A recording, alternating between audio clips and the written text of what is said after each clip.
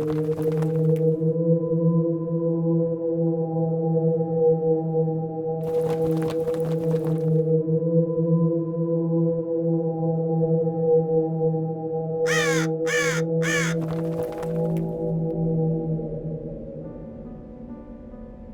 upon a midnight dreary, while I pondered weak and weary over many a quaint and curious volume of forgotten lore, while I nodded, nearly napping, suddenly there came a tapping, as of someone gently rapping at my chamber door. "'Tis some visitor," I muttered, tapping at my chamber door. Only this, and nothing more. Distinctly I remember. It was in a bleak December, and each separate dying ember wrought its goats upon the floor. Eagerly I wished the morrow. Vainly I had sought to borrow from my books surcease of sorrow. Sorrow for the lost Lenore, for the rare and radiant maiden whom the angels name Lenore, nameless here forevermore. And the silken, sad, uncertain rustling of each purple curtain thrilled me, filled me with fantastic terrors never felt before, so that now to still the beating of my heart I stood repeating, "'Tis some visitor, entreating entrance at my chamber door. Some late visitor, entreating entrance at my chamber door. This it is, and nothing more." Presently my soul grew stronger, hesitating then no longer. "Sir," said I, "or madam, truly your forgiveness I implore, but the fact is I was napping, and so gently you came rapping, and so faintly you came tapping at my chamber door, that I scarce was sure I heard you." Here I opened wide the door. Darkness there, and nothing more. Deep into that darkness peering, long I stood there wondering, fearing, doubting, dreaming dreams no mortal ever dared to dream before. But the silence was unbroken, and stillness gave no token, and the only word there spoken was the whispered word, "Lenore." This I whispered, and an echo murmured back the word, "Lenore." Merely this, and nothing more.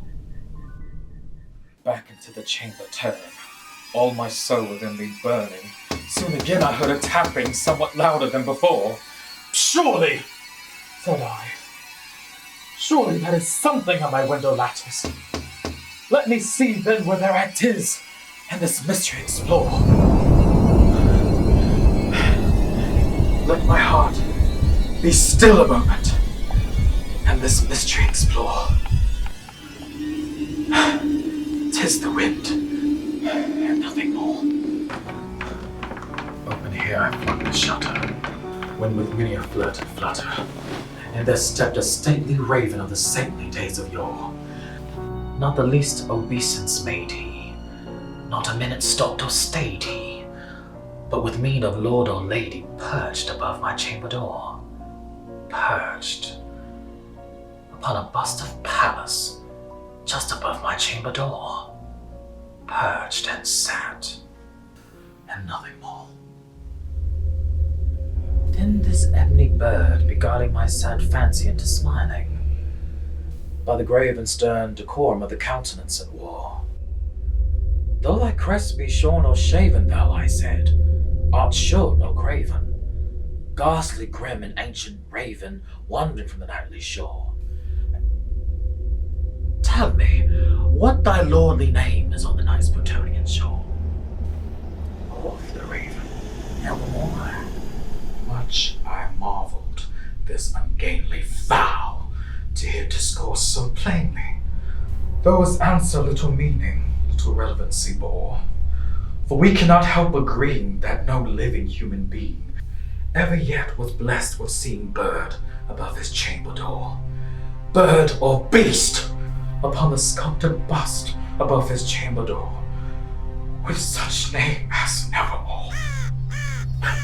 But the raven, sitting lonely on the placid bust, spoke only that one word, as if his soul in that one word he did outpour. Nothing further than he uttered, not a feather than he fluttered, till I scarcely more than muttered. Other friends have flown before. On the morrow he will leave me, as my hopes have flown before. Then the bird said, nevermore.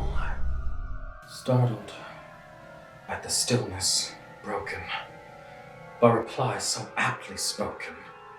Doubtless, said I, what it utters is its only stock and store, caught from some unhappy master whom unmerciful disaster followed fast and followed faster, till his songs one burden bore, till the dirges of his hope that melancholy burden bore, of never, nevermore. But the raven, still beguiling all my fancy into smiling, straight I wheel a cushioned seat in front of bird and bust and door. Then, upon the velvet sinking, I betook myself to linking fancy unto fancy, thinking, what this ominous bird of yore, what this grim, ungainly, ghastly, gaunt, and ominous bird of yore meant in croaking. Nevermore. This I sat, engaged in guessing, but no syllable expressing to the fowl whose fiery eyes now burned into my bosom's core.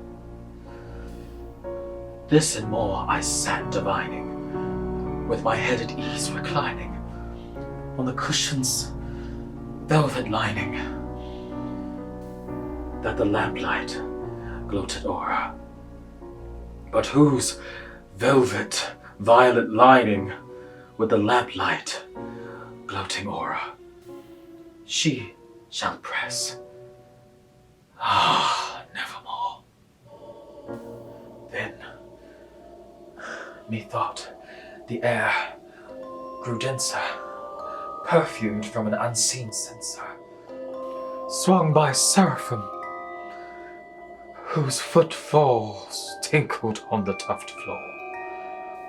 Wretch, I cried, thy God hath lent thee, by these angels he has sent thee, respite, and nepenthe from thy memories of Lenore.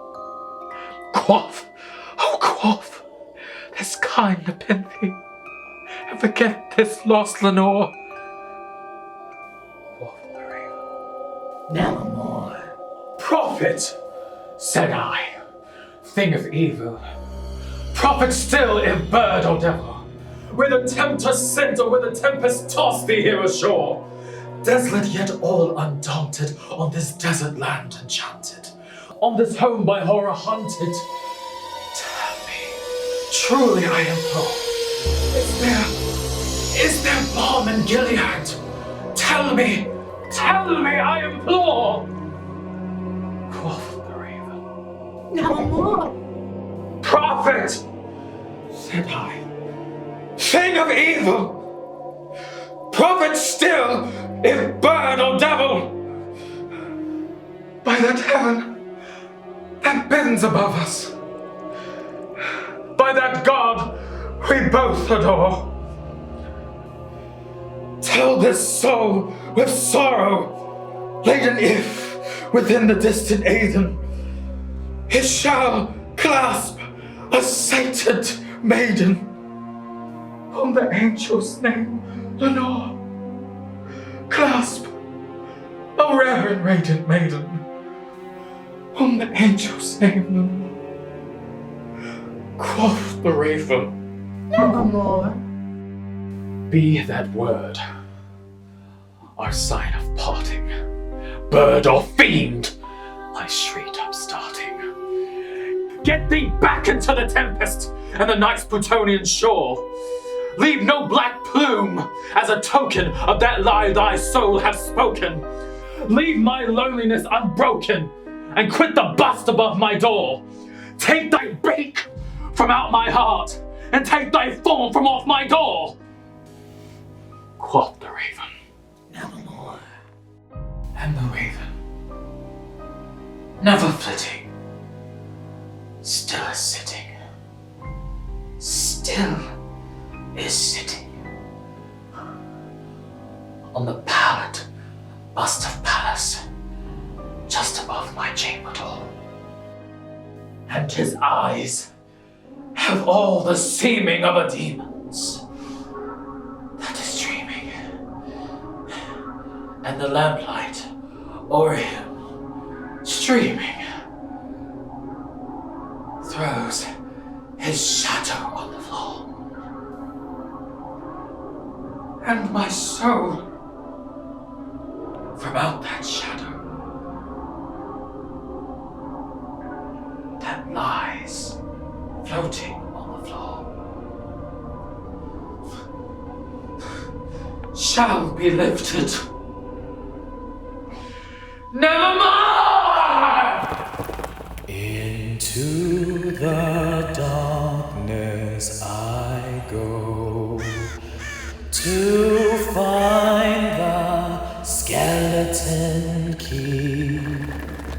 Spiders crawl, snakes slither, rotten flesh, gloom and decay.